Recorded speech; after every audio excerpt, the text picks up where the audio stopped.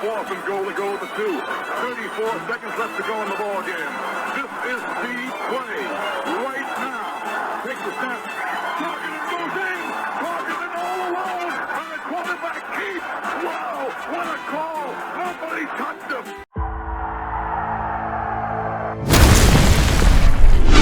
Here is Jeff, the host of the Gridiron.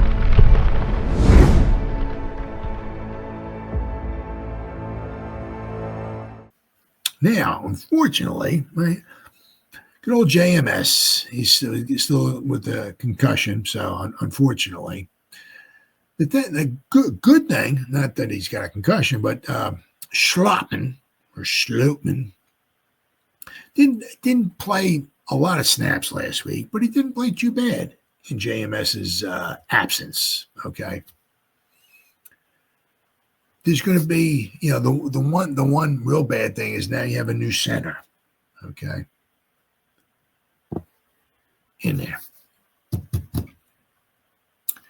When you're at home, okay, and you can kind of control, especially when JMS went out, the Giants had, had the upper hand in the game. There were a lot of Eagle fans there, but they weren't as mad, stark, wild, crazy as they usually are.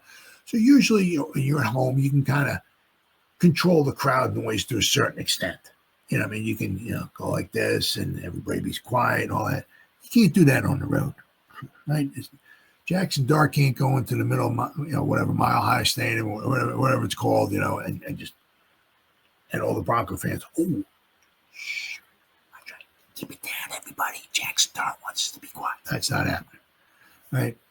So it's going to be, it's going to be very interesting. You got to get, that there's signal countdown, snap countdown. They got to get everything down. You can't be causing guys to jump offside. One thing Sean O'Hara was talking about on Big Blue Kickoff Live was that a lot of times, especially when you have the silent count, whether it's the Superdome, right, Mile High Stadium, some of these stadiums are just so loud, right? You have the silent count. Well, a lot of it he was talking about not as so much the guards, because the guards, looking forward, right ahead, they're not turning looking at the football, right? So you get snapped. Okay, got snapped. Let me go. No, they see it out of the corner of their eye. But when you're a tackle or even farther out, a tight end, he was saying it's worse for those guys out there because they can't see the ball. They got to rely on the other guys, right? So he was saying a lot of it is the timing, right? Sometimes you get a different center in there, and the first center snaps the ball, the second center snaps the ball, but sometimes there's a little different timing that goes on. Like sometimes, a lot of what the Giants seem to do, sometimes when they have the silent count, the guard might turn around, maybe GVR or somebody like that, whatever, turns around, looks at whoever the quarterback is, and the quarterback will lift his leg, letting him know he's ready, lifts his leg, and then maybe whoever is GVR turns around, goes sticks his hand out forward, right? So that way the center is looking forward, right? And he sees his hand come out like this, and from GVR where he sees a hand where he gets tapped on the shoulder, whatever, he knows it's okay to snap the ball.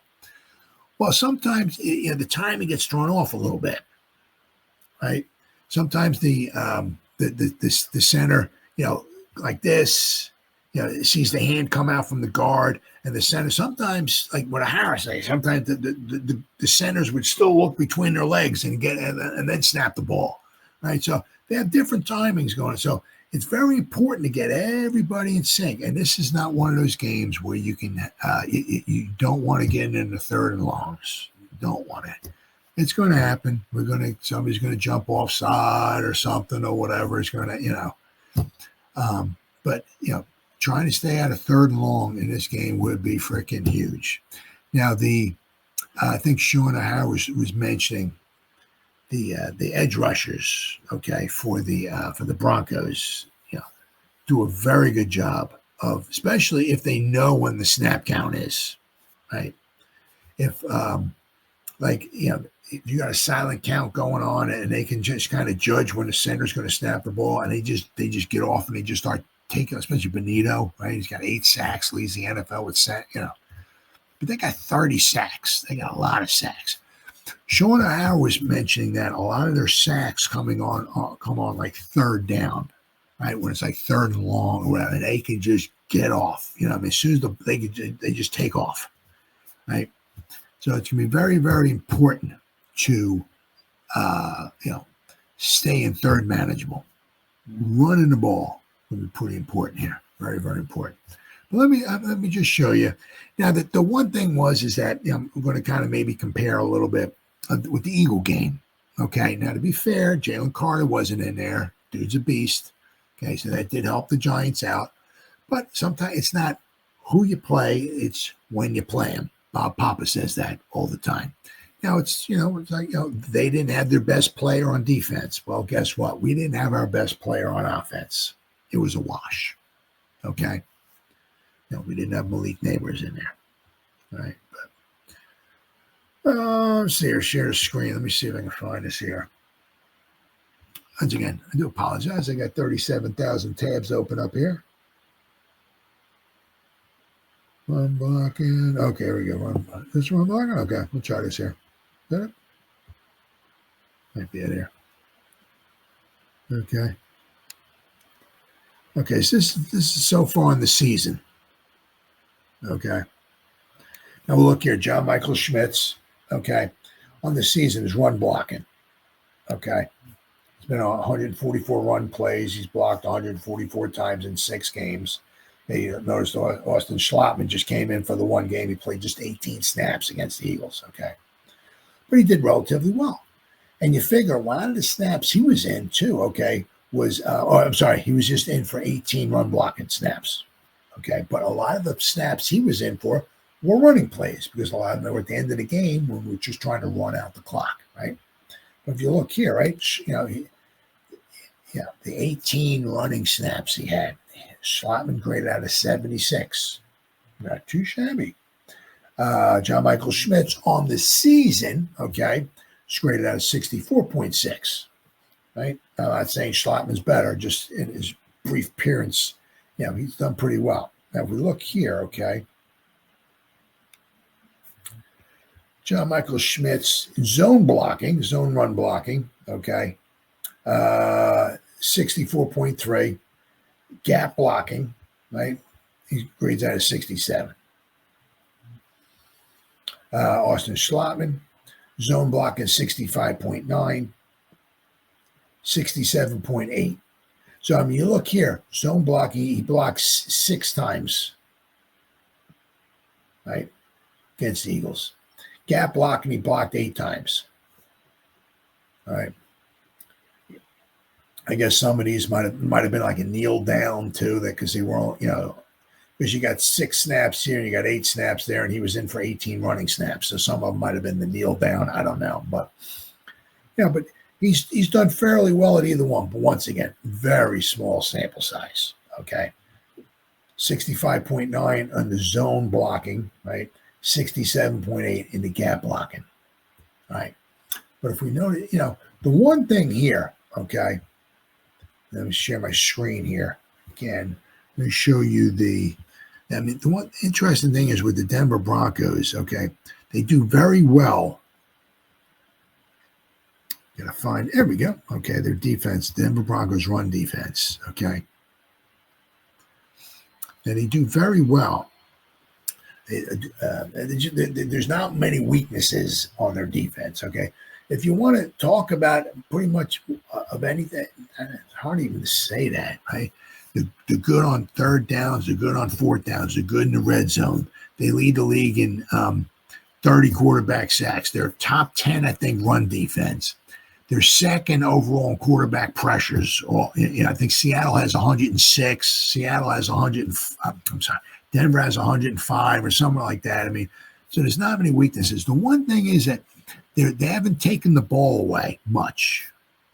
Okay, so if you want to say any type of weakness, you can kind of say that. But one thing, if you'll notice here, I said they are very good run defense wise. Okay, but if you look here, okay, their run defense, okay, Hufanga, the top guys for the run defense, all right, Barron is a cornerback. He's only hasn't been in there that much, right?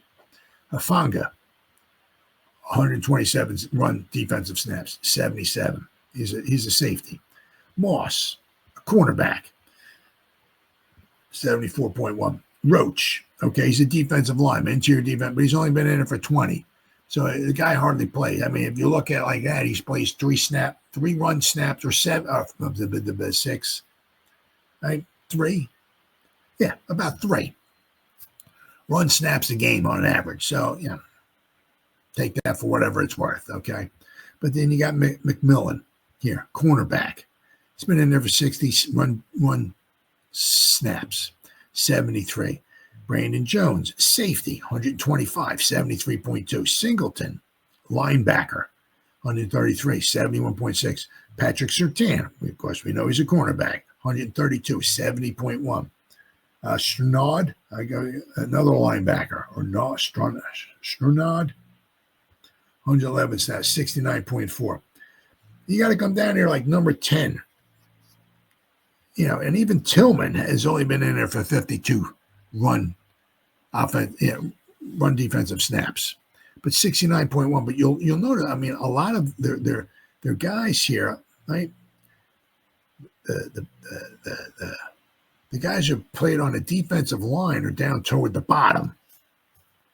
Myers, 54 snaps, grades is 61. Bonito, their big edge rusher, okay, 76 rushing snaps, defensive snaps, 60.9. Cooper, another edge, 60.8. Where we got some of these guys down here, right? Ellis, another edge, 56.7. Uzurke, another interior defensive lineman, 66 snaps, 53.7. Allen, interior defensive lineman, 95 snaps, 48.4. Jordan Jackson, another interior defensive lineman, 28 snaps, 48.1. Another edge rusher down here, Robinson, 15 snaps, 44.4. So their defensive line, okay, is obviously gets a lot of pressure, but they're not. I don't want to say like so much like overpowering on the run game. The second level and their cornerback and all that do a very good job, very good at tackling and all that. So it's going to be very interesting to see if Schlottman does wind up playing.